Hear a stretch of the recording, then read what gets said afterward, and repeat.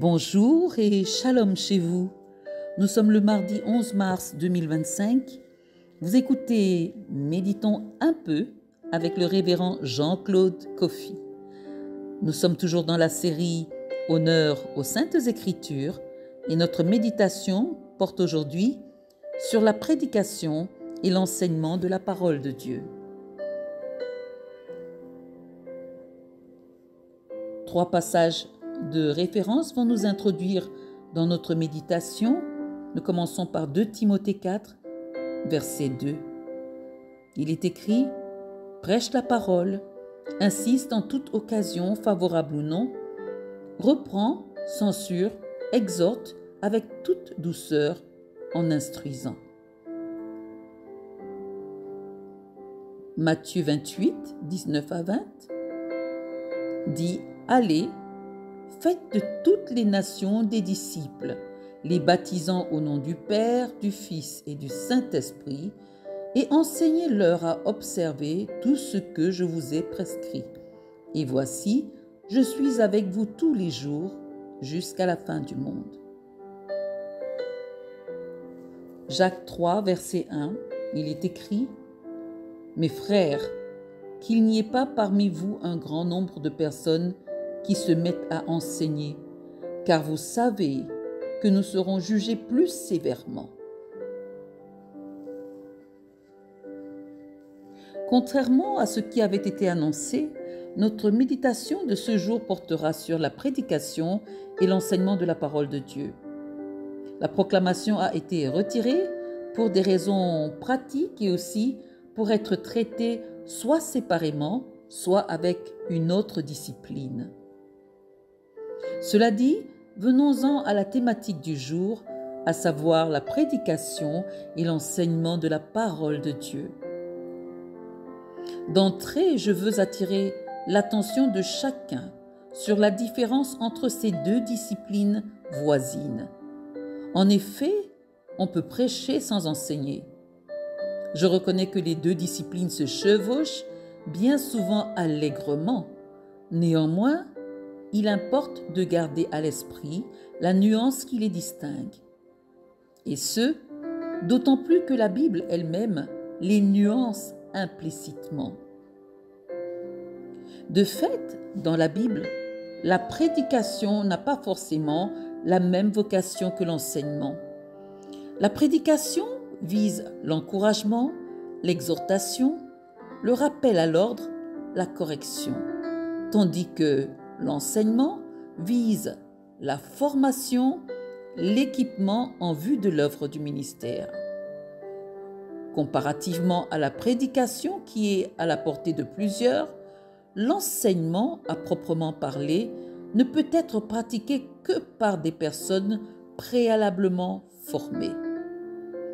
Un nouveau converti peut annoncer l'Évangile, donc il peut prêcher.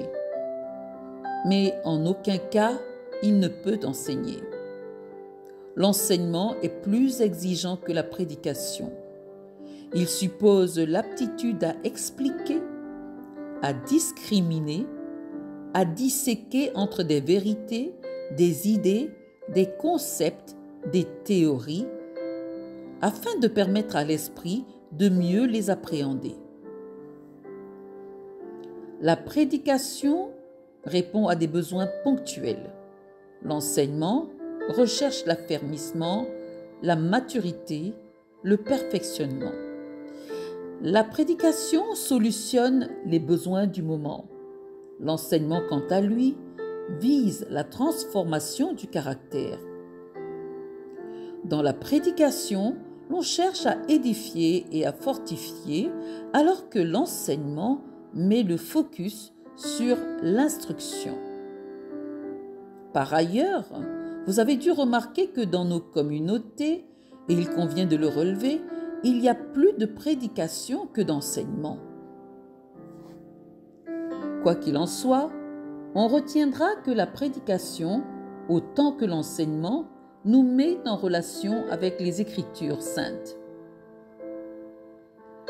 Ayant saisi la différence, ou si vous voulez, la nuance entre la discipline de la prédication et celle de l'enseignement, il nous faut maintenant admettre que celui qui est apte à prêcher ou à enseigner en tant que chrétien doit être au préalable quelqu'un qui est passionné des Écritures.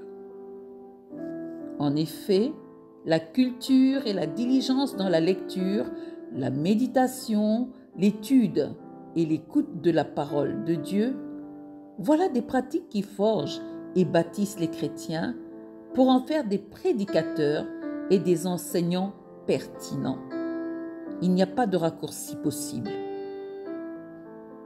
Cependant, souvenons-nous qu'en tant qu'enfants de Dieu, prêcher et enseigner font partie de notre vocation. Le Seigneur ne nous a-t-il pas exhortés à faire des disciples? Comment comptons-nous exécuter cette mission si nous ne travaillons pas à développer notre aptitude à la prédication et à l'enseignement?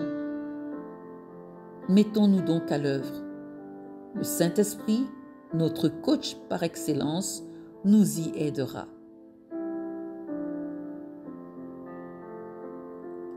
À retenir, la prédication et l'enseignement font partie des disciplines qui nous mettent en relation avec la parole de Dieu. Nul ne peut exécuter la mission de prêcher et d'enseigner à moins d'accepter de se faire former.